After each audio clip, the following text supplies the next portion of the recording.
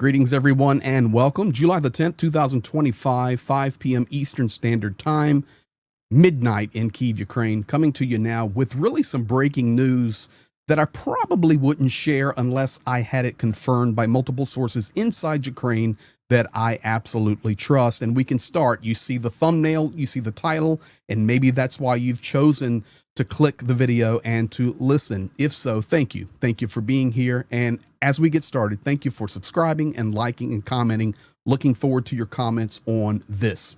Now, trouble in paradise brewing. You can see the image here. Zelensky, a little in shock. I'm questioning. We've got the cheeseburger and Trump and Putin sitting there like the mafia boss. This is the image that really is happening right now. But is there trouble in paradise? That's the question that we're going to look at over the next 6 or 7 minutes. Let's start right here. Trump, it was reported by Reuters, New York Times, and others, and then I saw the confirmations from Ukraine. Trump is going to use presidential drawdown authority to send weapons to Ukraine. Hey, that's a good move. We'll take it. Trump plans to send U.S. weapons to Ukraine using presidential powers previously employed by Joe Biden. This marks his first such move since returning to office. It's over 6 months. The arms, or at 6 months, the arms worth about $300 million will come from United States stockpiles under the presidential drawdown authority. A final decision on what equipment to send, potentially including Patriot missiles and medium-range rockets, is expected soon. And listen to this. Roughly $3.86 billion remain available under the drawdown presidential authority. Biden last used this authority in January before he went out of office for a $500 million package to Ukraine. So we will now see how that unfolds, but this is confirmed, and this is a new step coming out of the Trump administration in the White House.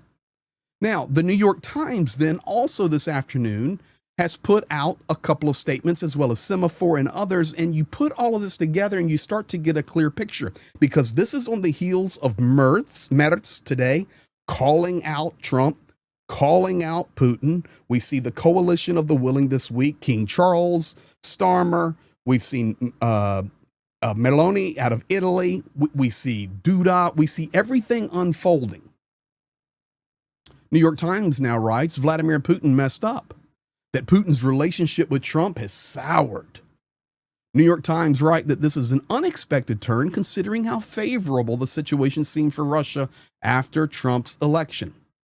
So let me explain this to you the best I can, and I think you guys know this. This is what's called a battle of egos. You have two of the wealthiest men in the world. I mean, in the world, generally speaking, billionaires. Vladimir Putin does have more resources than Donald J. Trump, in case you guys were wondering.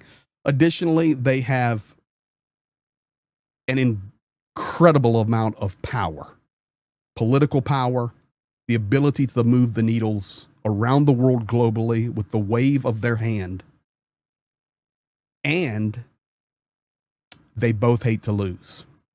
So what you have right now is this dance back and forth, coming out of the meeting with Lavrov and Marco Rubio today. Rubio, very disappointed. If you missed that, you can go back and check my earlier video.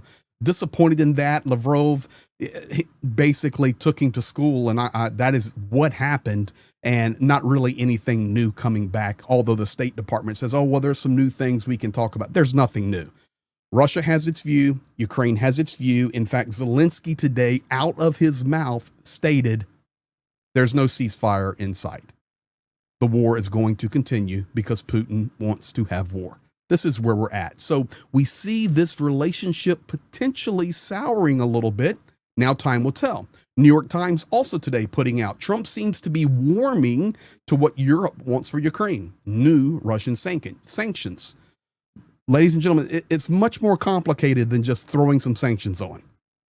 If you followed my channel for any time at all, sanctions are powerful and are necessary, but sanctions alone will not defeat Russia. They have prepared, and they have partners globally that many times people do not think about, such as in Asia, Africa, Latin and South America, a part of that, those BRICS nations and communities. So Medic's applying pressure. That happened today. That's good. We have the Graham and Blumenthal bill that's working its way through, has nuances. We'll talk about that. We also have analyst economic warning that the implementation of laws in regard to this type of sanctions, and they were specifically referring to if you are supporting the war Russian machine, there could be sanctions on you, tariffs on you up to 500%. And economics analysts are warning that this could lead to a jump in energy prices, global recession due to sharp reduction in trade.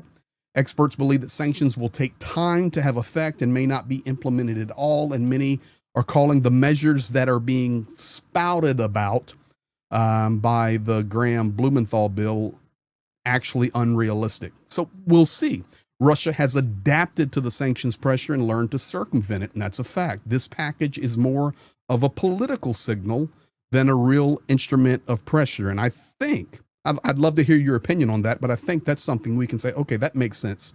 And then finally, Semaphore coming out, and this is what I want to close this update with, is Trump edges closer to Russian hawks, but will the move last? And that's why I talked about trouble in paradise.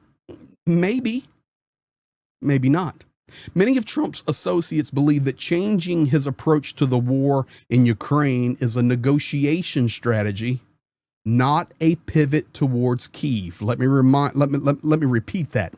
Many of Trump's associates, inner circle, believe that changing his approach to the war in Ukraine is a negotiation strategy, a part of making a deal. That's how everything's transactional, not actually a pivot towards Kyiv, no matter how it will look. Trump right now is dabbling in both sides of the conflict and stating that everything is possible if we do not see concessions. So he's using it as a negotiating factor, transactional, make a deal.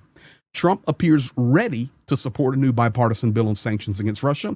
But if you're here in the United States or even around the world, or if you haven't heard it, he can support it, he believes, only if it increases his power on foreign policy matters and the final decisions come down to him finally, like to remove sanctions, to put into place sanctions. So it's not as simple as Trump supports it, let's go have it. It's quite complicated. But the reality is, I think this is where we're at right now. Trouble in paradise, question mark, question mark.